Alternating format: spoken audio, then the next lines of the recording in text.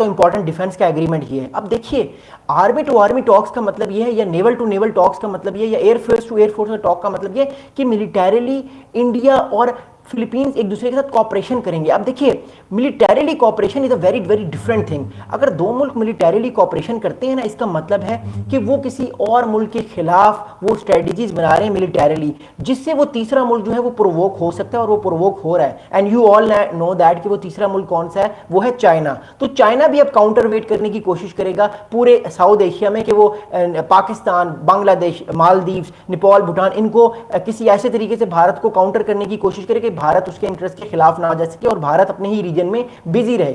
सो अब ये देखते हैं कि आने वाले वक्त में क्या होगा, लेकिन चीजें जो है वो इंडो पैसिफिक में बहुत ज्यादा टेंस हो रही हैं और हो गई हैं।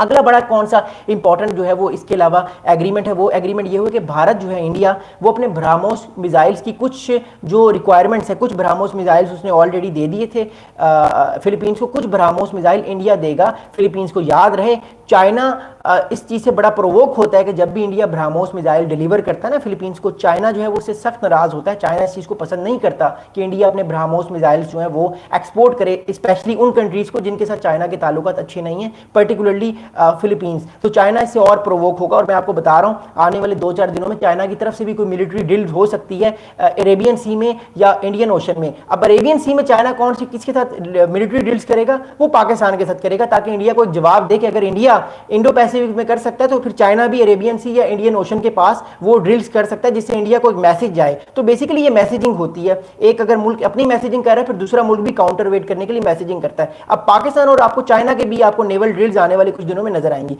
Anyways that's very important.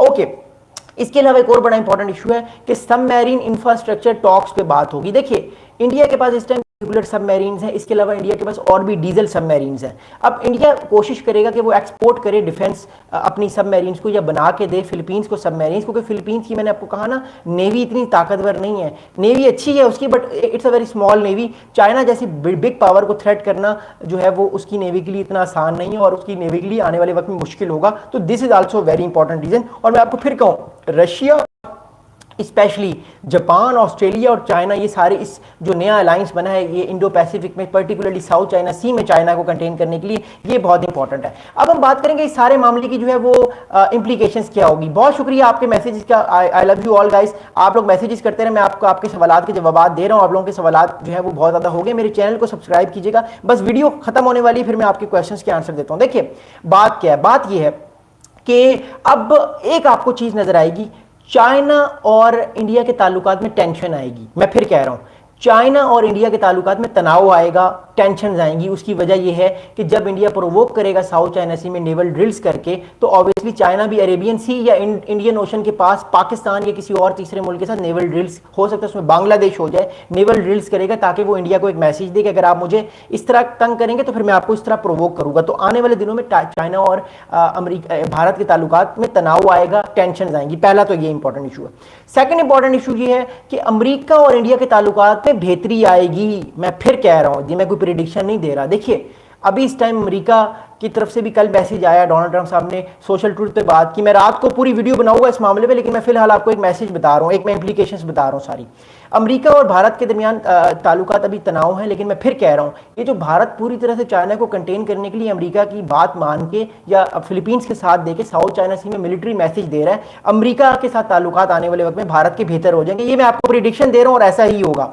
दूसरी चीज ये, अमेरिका को एक मैसेज जा रहा है, वो ये कि देखिए जो भी है, भारत बेशक रशिया से ऑयल ले रहा है, ठीक है, उसकी मजबूरी है, लेकिन देखिए चाइना को कंटेन करने में तो इंडिया मेरा साथ पूरी तरीके से दे रहा है। चाइना को तो कंटेन करने में इंडिया फिलीपींस के साथ भी दे रहा है, एक स्ट्रेटेजिक पार्टनरशिप भी बना ली है, वो ब्रह्मोस भी दे रहा है, फिर सबमरीन स्टॉक पे बात हो रही है, फिर इंडिया जो है वो अपने आप को मिलिटरीली नेवल फोर्स को ब्लू वाटर नेवी की तरफ जा रहा है, स्ट्रॉन्ग कर रहा है। तो एक बात तो तय है कि भारत तो मेरा बड़ा अच्छे तरीके से साथ दे रहा है, तो क्यों ना मैं भारत को कहूँ चलो कोई बात नहीं, तेल ले लो रशिया से, लेकिन तेल लेना थोड़ा सा कम कर दो, 20% ले लो, 40% ले लो, लेकिन थोड़ा कम कर दो, ताकि आने वाले टाइम पे जो है हमारे ताल्लुकात बेहतर हो। कोई बात नहीं, तुम ले सकते हो तेल। मैं आपको बता रहा हूँ आने वाले दिनों में इंडिया के और जो चाइना के रिलेशंस वर्सन होंगे, अमेरिका इस चीज को से खुश होगा। And secondly the other thing is that India के ताल्लुकात जो है वो अमेरिका के साथ ठीक हो जाएंगे। बिकॉज देखिए, अमेरिका इस टाइम एक मुल्क के पीछे पड़ा हुआ है, वो है चाइना। अब अमेरिका की अगली स्ट्रेटजी ये है कि वो भारत को कहे कि ठीक है, आप सब चीज़ें कर रहे हैं मेरे मुताबिक, आप इंडो पैसिफिक में भी एक्सरसाइजेस कर रहे हैं, चाइना को आप तंग भी कर रहे हैं, प्रोवोक भी करें,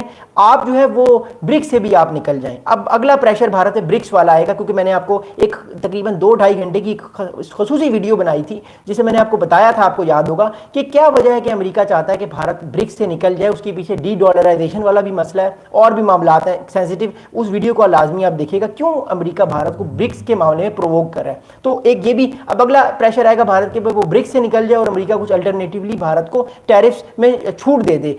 एक और बड़ी इंपॉर्टेंट मैंने आपको चीज बताई थी, इंडिया अमेरिका की जो मर्जी है उसके मुताबिक इंडो पैसिफिक में चल रहा है। अमेरिका आने वाले वक्त में टैरिफ भी कम कर देगा, हो सकता है।